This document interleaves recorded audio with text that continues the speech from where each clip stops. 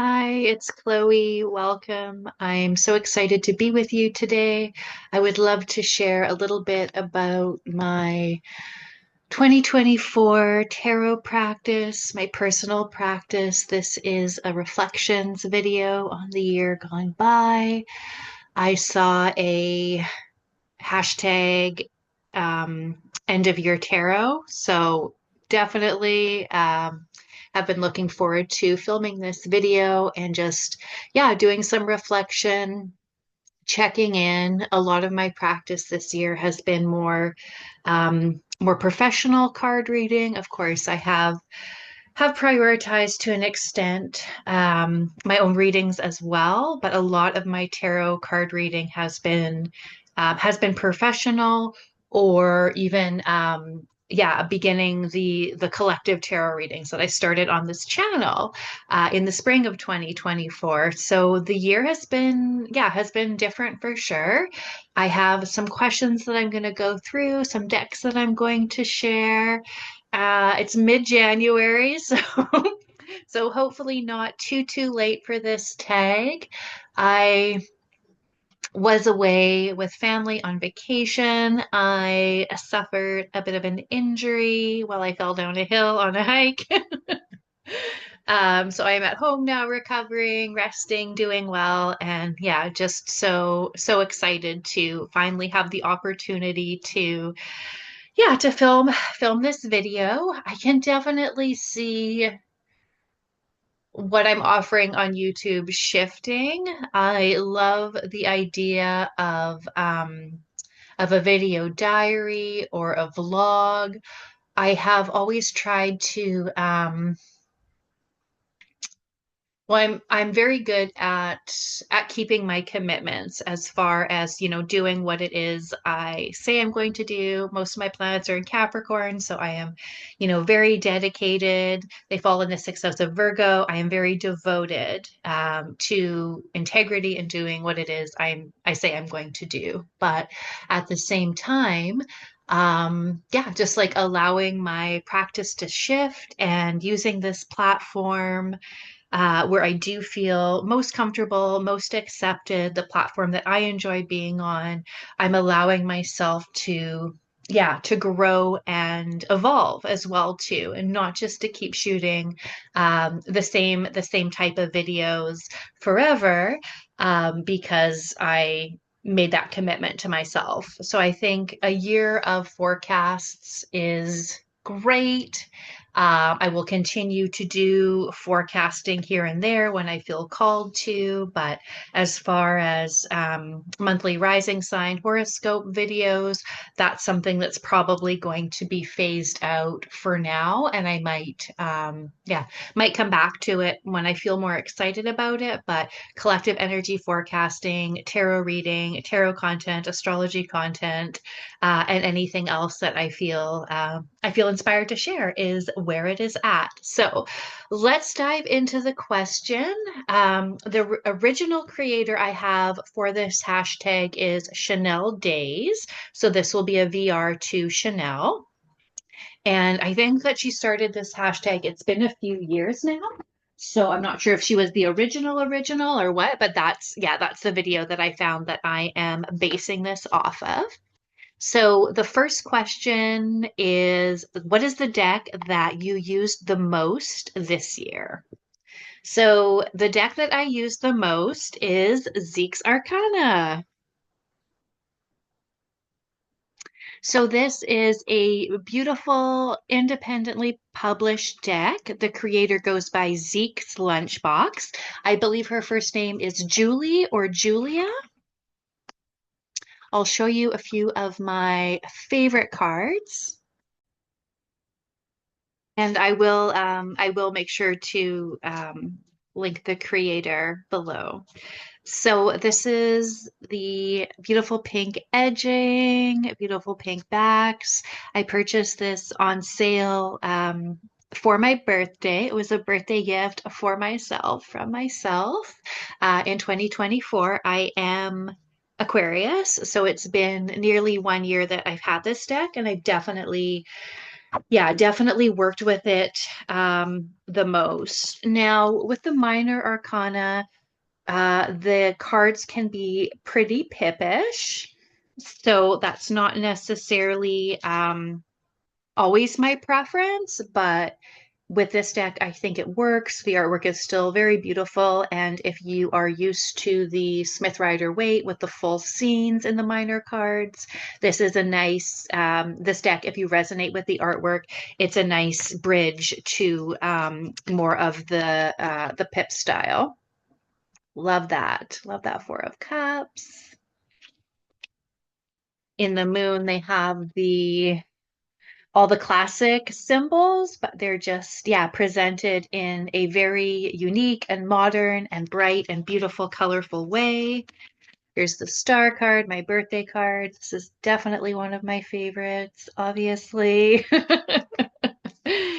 I love how she has in the Two of Cups, instead of the winged lion head coming in, it's a like domestic cat. So yeah, this and the symbolism is all there, but it's yeah, definitely a new take. We have the Six of Cups.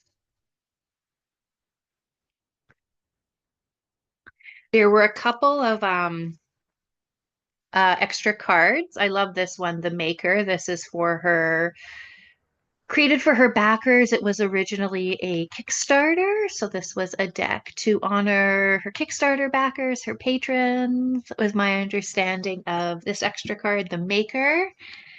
Here's the Three of Swords. I'm not sure if this deck is still available. Um, yeah, I'll definitely link the website if you want to check it out. The cardstock is really nice. It's a matte finish, and I love the shape and size. Here's the King of Swords, beautiful. So this is the Zekes Arcana, my most used deck for 2024 in tarot. Now, the next question is, what is the deck that I barely used or didn't use at all? So there's obviously, well, maybe it's not obvious, but there are quite a few decks that I didn't work with a lot, or at all. That was definitely part of my practice this past year, was spending more time with fewer decks, getting to know them on that deeper level, right? So I'm gonna go with like what's most surprised me, I guess. This deck has remained on my working desk all year.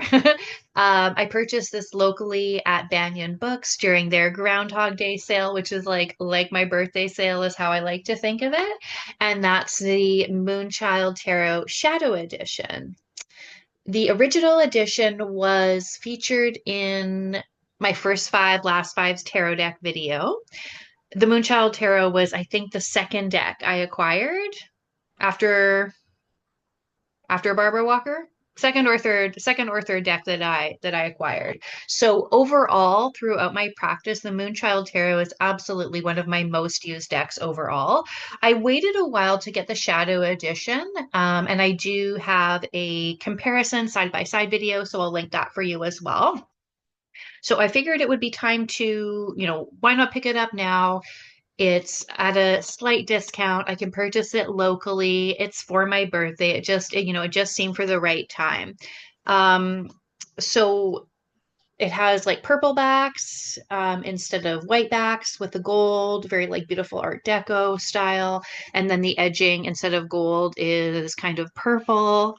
The color palette is much more muted, if that's even possible, because already the creator of these decks is like very beautiful pastel tones. They don't always show up the best on camera. Um, so I had already waited a while to pick up this deck. I am a huge fan of Danielle Noel, so realistically, I'm going to continue supporting her. I'm going to buy all of her decks for indie decks, locally created. The pricing is pretty good. They are a good value, but I've already worked with this deck so much. It just wasn't one that called to me. Um, a lot of the cards are the same. Some are mirrored. There's a few changes. The favorite change, I think, is the Five of Pentacles. I absolutely love this card. This is like probably why I decided to pick up the deck because I love this card, the Five of Pentacles, so much. This is like my favorite Five of Pentacles ever. So there are some changes. There are, some cards that are the same. My biggest critique with this is, 10 years later, whatever. I would have loved to have new cards for the court cards. She used a lot of her like friends and peers as models in the deck, and being, 20 something, obviously.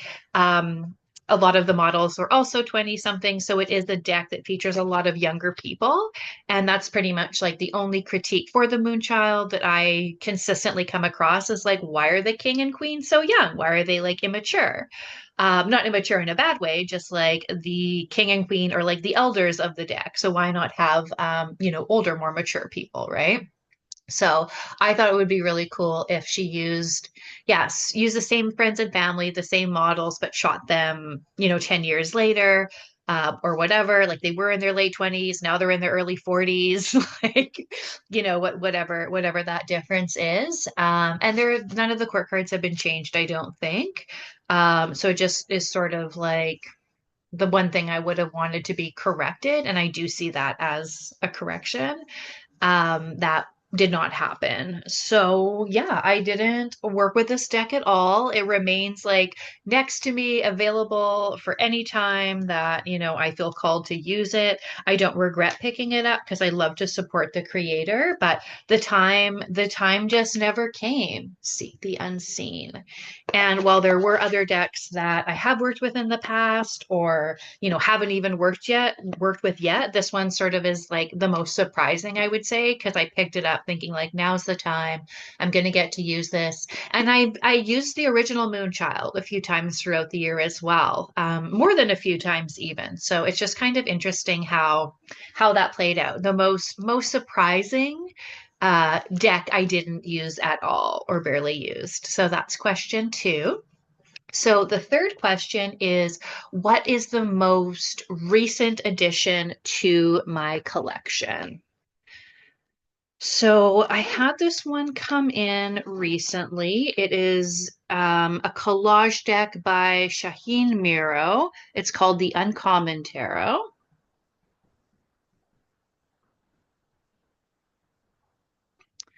So I was looking for something. Oh, and the commentary is by Theresa Reed, the Tarot Lady. So I was looking for something not traditional. I've been wanting a collage deck for a while. I have like the erotic vintage tarot is collage. To an extent, the Moonchild is collage. So I am definitely drawn to that art style. Dakini Oracle, that's collage. But considering how much I like collage, I only have like a few collage decks. So I wanted to, pick this up for a while. It's been on my list for a while. It has beautiful silver edging, a beautiful like shape and size to the cards. This isn't one that I've worked a lot with yet because of course it's just come in, but the cards themselves are beautiful. I look forward to getting it and getting to know it better. And there's definitely like, I would say, a better balance between masculine and feminine energies in this deck, which is something I am ready for finally, or at this point. Yeah, my first decks were very feminine, Moonchild, all women. Well, that's not true. There's the masculine in the court cards. Barbara Walker, classic feminist deck. And yeah, like the Modern Witch Tarot, very much all women as well too. So for me to get into tarot and to embrace the system, I wasn't looking for masculine kings. I wasn't looking for like men at the top of the hierarchy. There would be no way I could buy into that system. But now I'm at the point where like having a deck that's created by a masculine person or a non-binary person that does reflect yeah, closer to the reality. Like there's men and women in this card. Most shocking, or in this card deck, most shocking to me was there's it's a masculine in the star card. My birthday card is even a man. So that's not what I was expecting. Yeah, that's gonna definitely take some getting used to for sure. See if I can find that one for us.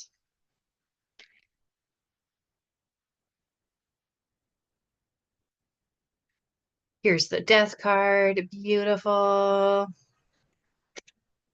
The card stock is really nice. The cards are a bit wide, I would say, um, but still generally a nice tarot shape and size, albeit slightly wide. There's the devil.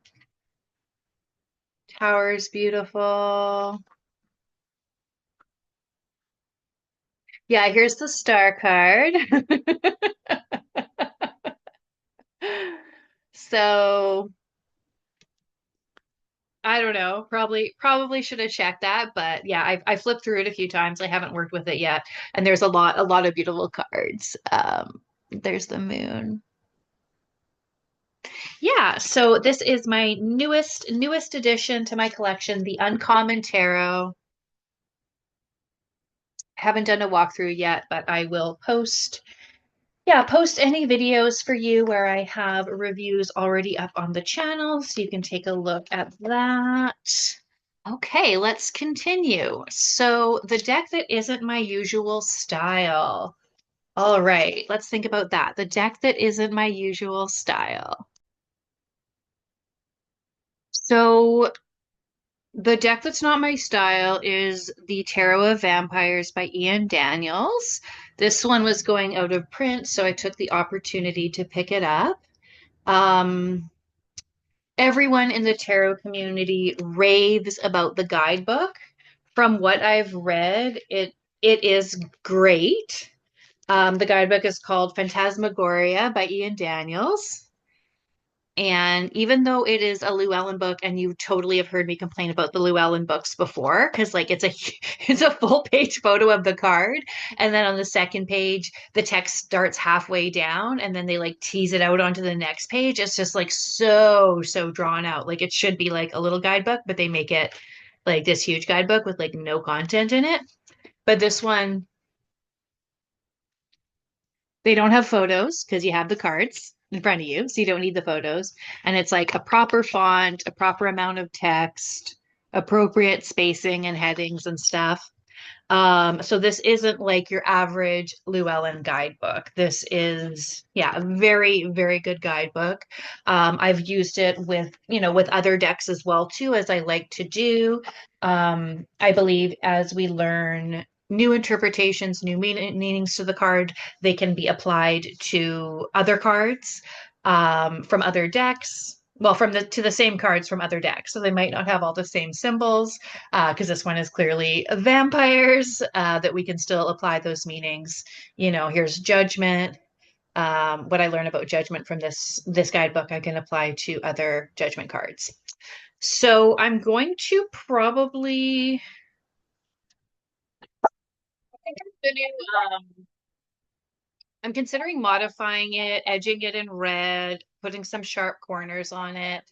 Um, it's a good deck, but like can't say it's grown on me because like the style is just so cheesy, right? I'm not someone who is like into vampirism. Um, Although I went on a tour like in New Orleans, and I did find like the Anne Rice stuff was like really interesting. Apparently like she's no longer in this realm with us, but apparently when she would have a new book come out, she would always choose to like have the book launch locally, like at a local small independent bookstore, when she could have the opening, anywhere she wanted. So I thought that was pretty fantastic. And there's like the story of like the guy told us the story of how she would like she came up like in a carriage and like was in a coffin. like to approach the event. And then like stood up out of the sat up out of the coffin and started like, throwing rice on people. I man rice, bitches, is what I assume she would have said. So yeah, some of the cards are pretty. But yeah, this like I'm not goth isn't my style. The deck still isn't my style. I got it for the guidebook. I knew what I was getting. Like the backs are really pretty. I like the shape and size.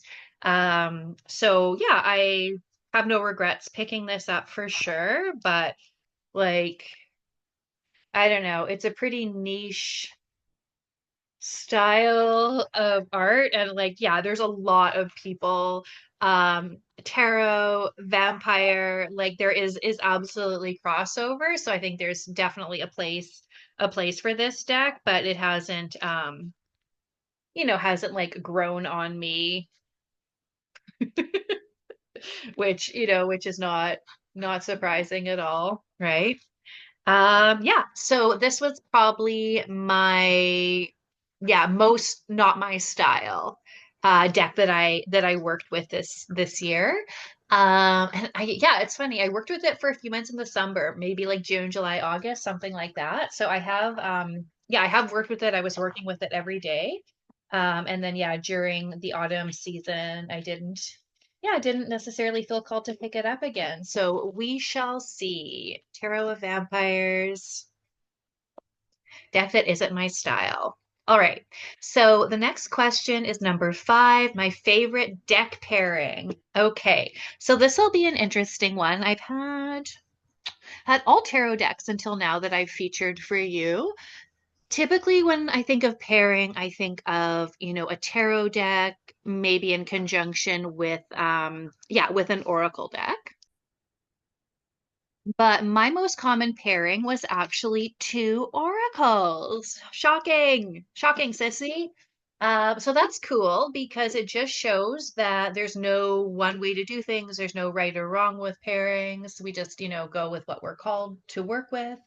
And yeah, I don't work with oracles a lot. I don't mind them, but I like prefer tarot and the system that is tarot. I'm just not as drawn to oracle. So yeah, it's interesting that my most common pairing would be two oracle decks, and I love to read them together. Um, I have just purchased a stand and a ring light. So I'm gonna potentially go back to doing more point of view filming. Let me know if that's something that appeals to you. Since I broke the stand, I've just been doing like putting my face out there, whatever. People are gonna have to deal with it or they won't, and that's fine. But yeah, there's something to be said for having the shot of the cards up close. So probably going to be transitioning to shooting more like that in the new year. Let me know if you have, any thoughts on that or any preference. I think especially showing side by sides, that's why I mention it, right? So the first oracle is the Oracle of Portals. This one is by Tess Whitehurst. And I was pairing this with the Oracle of the Hecatean Path. I have a review of this one. So this is a Blue Angel deck. It's like very, angelic. And then we have like the Dark Mother, right? So you would be surprised how well these two pair together, or maybe you wouldn't. I love portals. I fucking love portals so much. I picked up the Oracle of Portals secondhand. Very pleased with that. And then the Hecatean Path Oracle, I got this on like an opening special, I guess. So it's a little bit pricier now, but um, yeah, there's like a really generous amount of cards too. So you can watch the review of that if you want. So we have number 23, choice. Every card is like a threshold, a portal, something like that. Love it. And then we have number 51, Hermes Messages. So that's just, just random. I'll show you another random. So Freedom, number 44 from the Oracle of Portals, Freedom, and number 36, Bondage Chords. So, yeah, beyond aesthetics, which obviously are important when you're tuning into messages, like I found that the meanings really, really were a nice complement of each other. Very, very surprised. Yeah, I worked with this for quite a few months as well, actually doing daily draws. So 35, Voyage, number 4, Daikami. Let's show those together.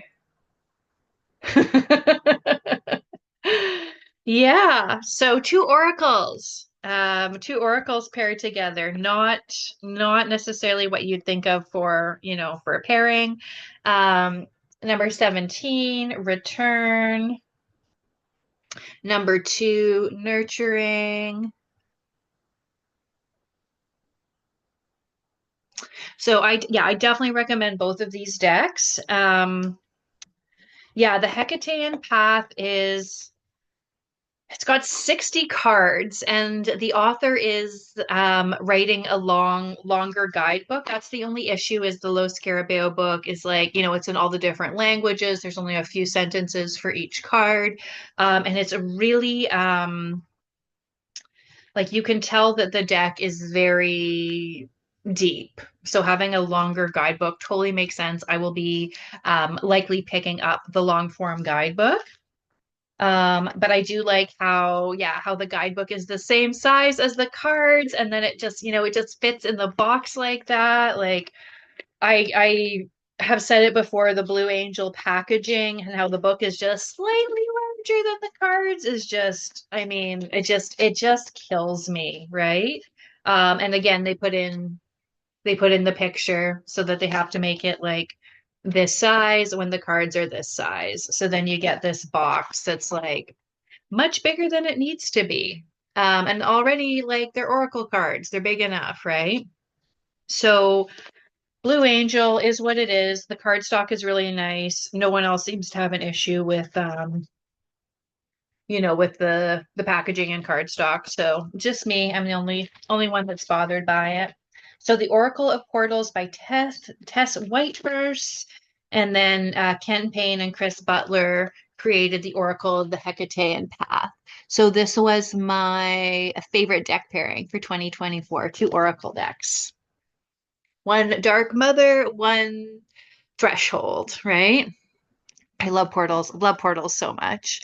Okay, so let's continue. Favorite deck mod, bag, or accessory bought or made? So, oh my God. I didn't modify any decks and I didn't make any bags. A lot of my decks are in their boxes, but I got this beautiful like Aquarius bag from my sister for Christmas. Um, this was handmade. She picked it up at a market. For me, it's an Aquarius. I love it. I love this bag so much. It has like the nice velvet inside. And then I've been keeping the mermaid tarot. The mermaid tarot is what is in this bag. So that is absolutely gorgeous. It's like, excuse me, oracle sized, I guess. So I can fit the deck in like this. I can fit two decks in. I have put two decks in here before.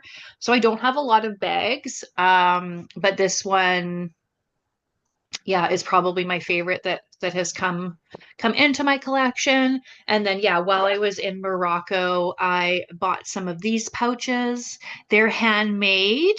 I saw the craftsmen working on them. So I've got a few, and then I got some of these like Hamsahan keychains as well too. So I got a few different sizes, like tarot deck size.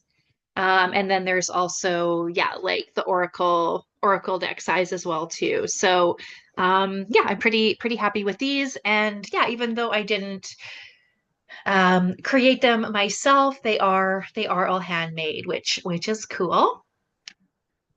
Um, so the next question is favorite deck bags. So, I do love these. 100%. I'll always think of my trip to Morocco, when I pull those decks. But as far as favorite goes, like, yeah, this one from my sister is, yeah, so beautiful. And I know it was handmade locally as well too. And being that it's a gift and it features me is like pretty special, right? Okay, so question number 8 is a deck with a great theme. Great theme deck. So just had to grab this one. I think I mentioned it before in my newer decks video. So this is the Rana George Lenormand. So Lenormand is a system that I'm still learning, but this one is Lebanese folklore themed. So Rana George is Lebanese, and the theme is Lebanese folklore. So I would love to feature this deck for this prompt. Here are the backs. Lenormand cards are smaller than tarot cards. Isn't this beautiful? And then it has the gold foil detail as well.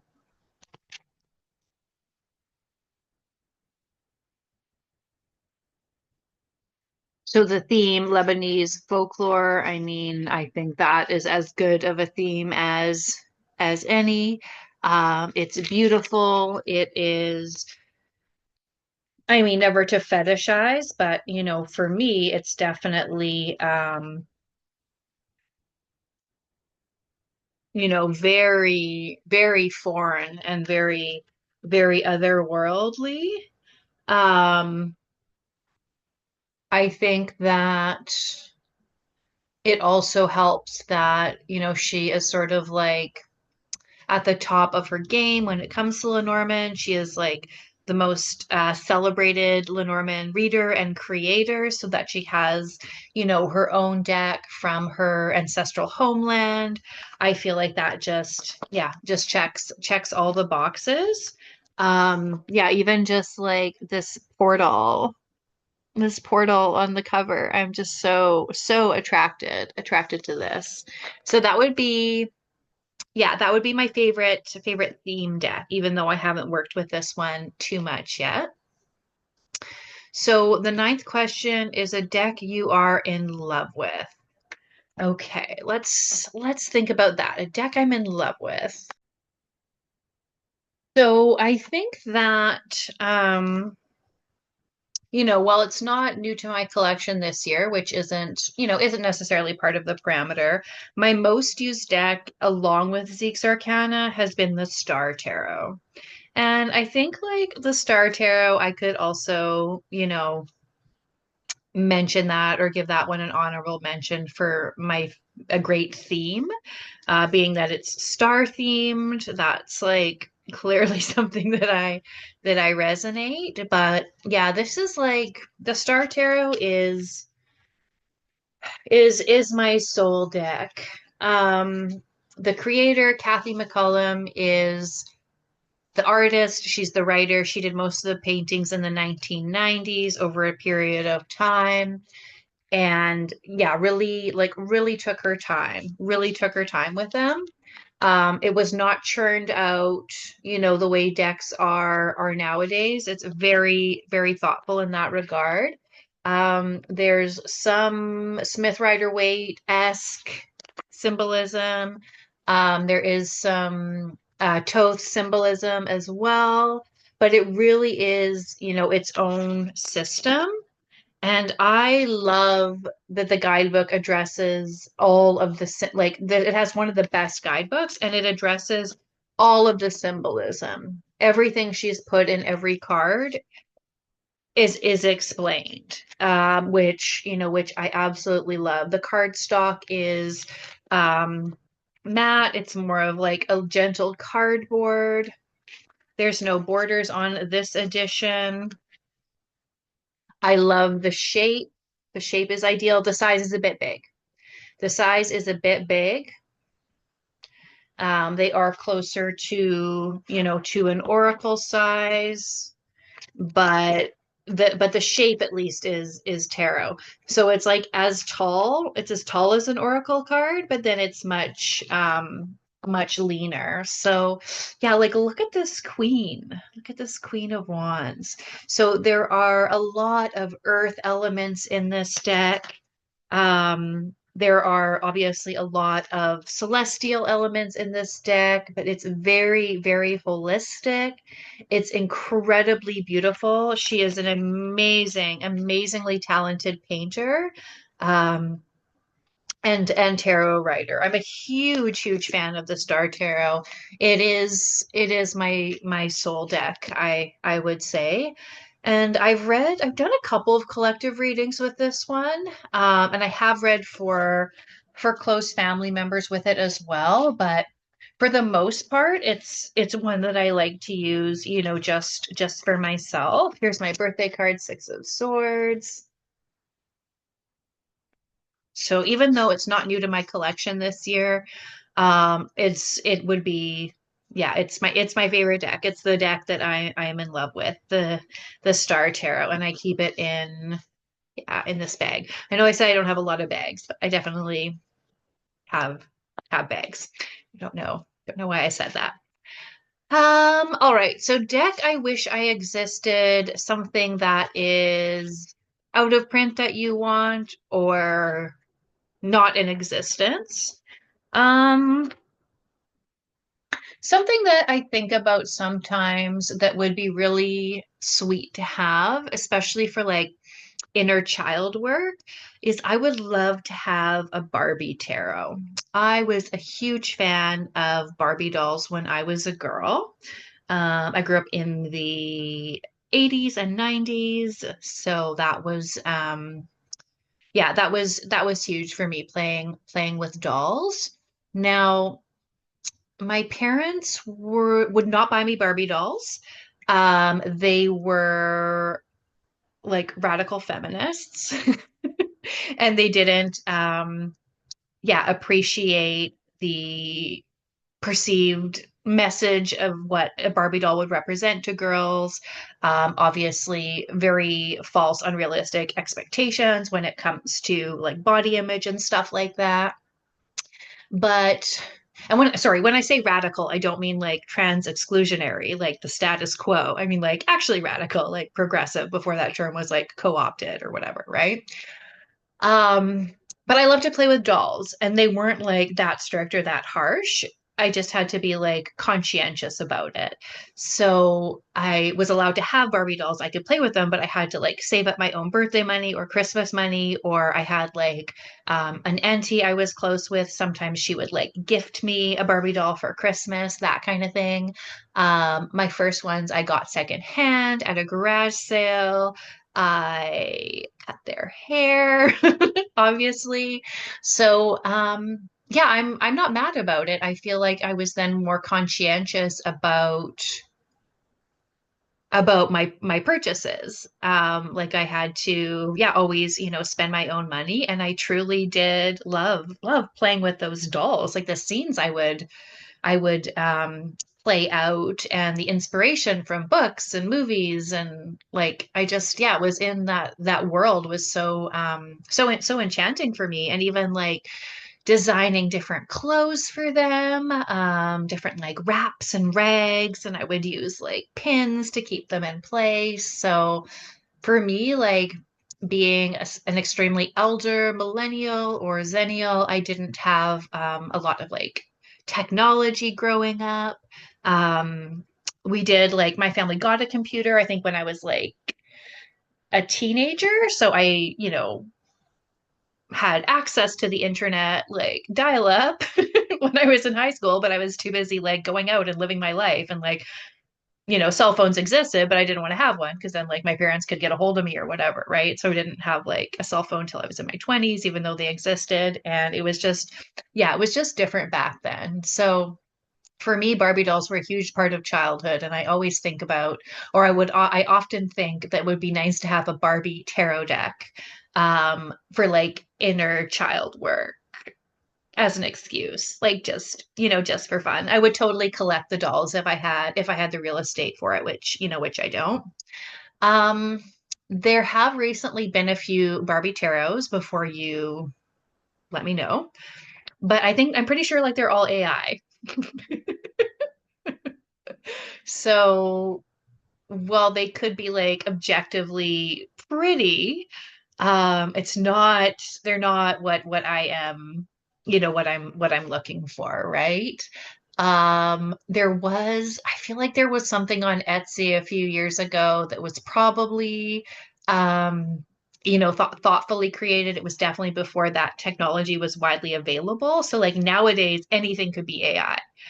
Um, in less than 2 short years, you don't even know, right? But if you go back like to things that were created 3 years, 5 years ago, it's highly unlikely. I mean, yeah, digital artwork for sure was the thing, but it required like some contribution from the creator, from the artist, right? So I know that I'm pretty sure there was a Barbie tarot. I feel like there could and will be again, especially because of like the nostalgia.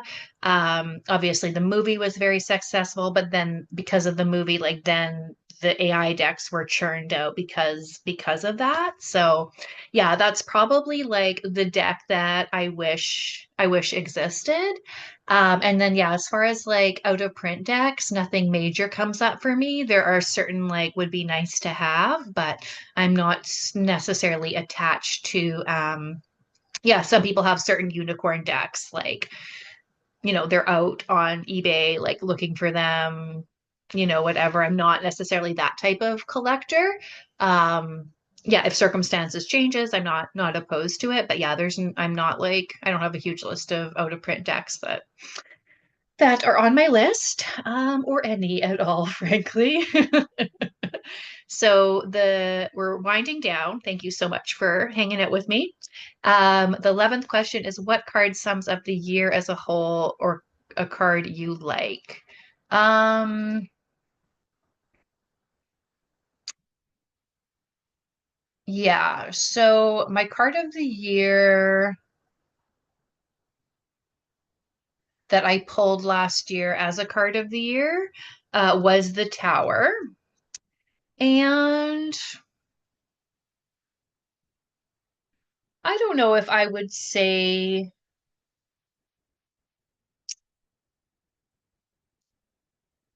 like being able to brace myself and know that I was in a tower year.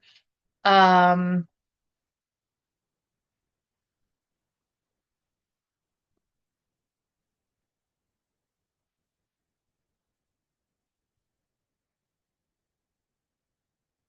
yeah, it wasn't as bad as it could have been. I think I was pretty good about, releasing what was built on a faulty foundation, and accepting the um, shocking and divine insights, that I received, like really trusting my intuition and, when when those lightning bolts hit that I knew what my role was and what action I needed to take, whether it be something like creative or manifesting or healing and releasing. So I think that like numerologically though, I haven't pulled a card for the year yet, so we'll do that. But I think numerologically this year is a tarot or is a tower year. So then that means last year would have been like a devil year, I think, which is like breaking your own chain. So does definitely line up with, yeah, with the vibes of the tower or whatever, devil and tower. So yeah, numerologically, I'm in a tower year. It's all good. I've got this. We can definitely pull a card for year ahead. I'm a little I'm a little apprehensive, of course. Like, please be something good, right? Or or choose a card. Which card sums up this year as a whole? Or choose a card you like. Yeah, I mean, it was devilish. It was towerish. I think for me, and like this lifetime is very much a judgment lifetime too. So if I picked a card, like I feel like I'm in a judgment lifetime, and that is um my life purpose or personality card or whatever through that numerological system. And then my purpose in this lifetime or personality, sorry, that's my purpose in this lifetime or personality. And then my card across all lifetimes is High Priestess. So I would, yeah, definitely resonate with that as well. But this lifetime for me, it's judgment. And I feel like, I'm always in kind of like, a judgment year. I feel like I'm in a judgment life. So that would be probably the card I would choose. A lot of opportunities to, live in alignment with my values and allow my values to, to evolve for sure, in combination with tarot and devil energies, right? The card that I pull is Wheel of Fortune. So yeah, I can definitely take that. The 10, completion, what goes up must come down. Um, the wheel is always turning, the seasons are always moving, the sun will rise again, the sun will set again. Life goes on whether we make the changes that we're called to make or not, whether we embody the values that we have or not. Like life goes on. Mother Nature continues with the cycle, year after year, month after month, day after day, whether or not. So yeah, I kind of like this. Like I got a year ahead spread going. I'm kind of working on that piece by piece in detail and stuff, and like, cards for every month and whatever. But I like this as yeah, as a reflection of 2024 cards. So this is from the Star Tarot. This is the Wheel of Fortune. All right, so tarot practice reflection. Yes. So I think I mentioned earlier in the video that this year for me was a lot of professional reading, and then I was doing some card pulls on YouTube as well. So this is the first year that I have done collective readings. My professional readings in the past and readings for other people have not been intended for a group or an audience, right? It's been very personal, deep, one-on-one type stuff. So that is, something new for 2024, and something that I have enjoyed, and I'm very proud of myself for, yeah, for like walking through that discomfort because I am a very skeptical person. A very critical thinker. To suggest that something like a collective reading could be legitimate is like pretty far-fetched. However, I was pulling cards in conjunction with reading of the astrology. And the astrology, even though we all experience it different based on our different birth charts, we are going through collective transits together. So using the transits, the current astrology to anchor in the tarot pulls was how I was able to trust myself that I could offer, potent collective readings, right? Especially when it comes to like, what can we do with this? How do we move through this? How do we heal this? What kind of action can people take? So I'm happy with how that worked. I do have yeah, more trust now in the idea of collective readings. I think it's just like you have to understand that the collective readings that are like love and money are fake. It's just my opinion. That's how I see that sort of thing. Love and money aren't necessarily topics that I'm called to read on. I definitely do in client readings, like when I'm working with people one-on-one. Career and love are huge. Relationship, we are relational beings. Relationships are important, but someone who doesn't see your birth chart,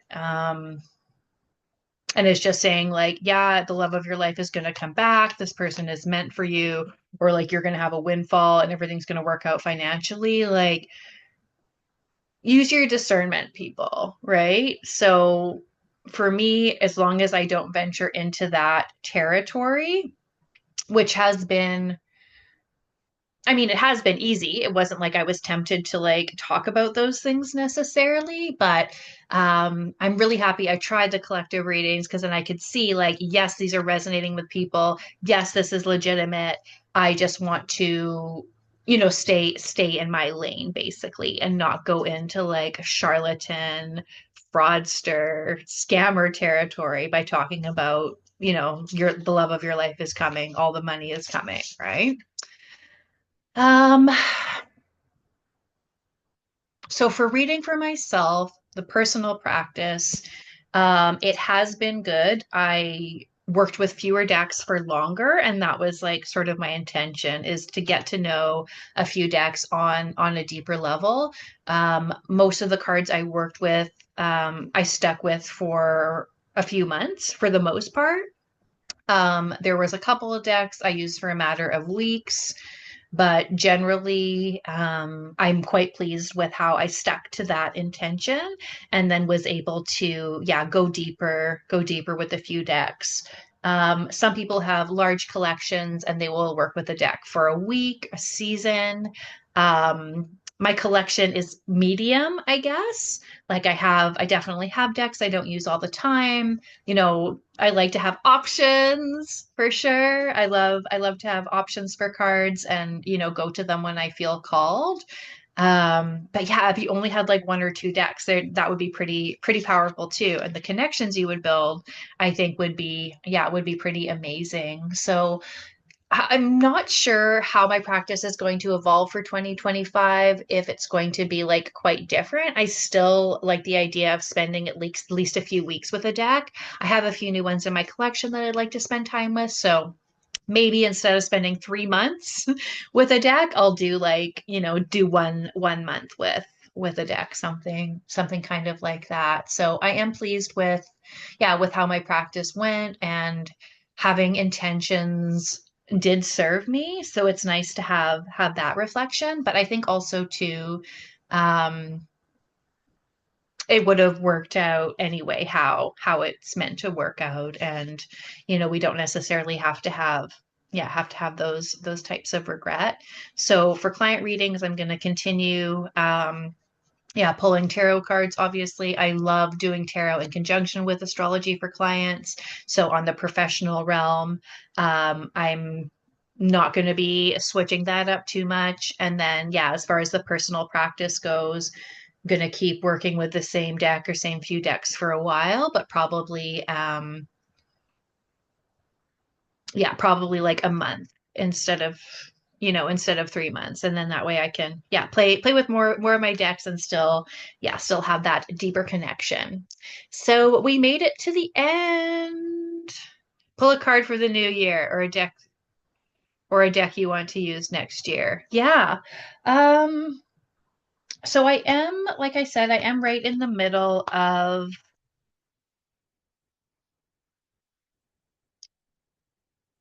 yeah, of doing my year ahead tarot work. So I don't necessarily want to pull like another card for the year ahead, but I could definitely say, talk about a deck that I'm really looking forward to working with in the new year. Let me think here. It's like so hard to narrow it down. Let me see what I have handy. I just had to grab that. It wasn't too far. So the deck I'm really looking forward to going deeper with next year is the Tarot of the Divine. So this was a gift from my sister for Christmas, not in 2024, but I think in 2023. And I haven't prioritized connecting deeply with it yet. The images are beautiful. It's mythology from like all around the world, which makes sense because fairy tales are like so archetypal. Tarot cards are so archetypal. But yeah, this year my sister got me the larger guidebook. So no more excuses. So I'm gonna get into this one, Tarot of the Divine. I have done a few pulls with it so far. Yeah, love the shape and size of this one. The artwork is beautiful. And I might yeah, once I get set up with my new filming situation, I might do a walkthrough of this one for you if you're interested. Um yeah, there's like definitely some indigenous mythology in here as well too. I saw Sedna for the Ten of Swords. Um Yeah, very cross-cultural. Okay, awesome. So this is Tarot of the Divine deck I am looking forward to working with the most in 2025. Thank you so much for watching. Happy New Year. I will see you soon.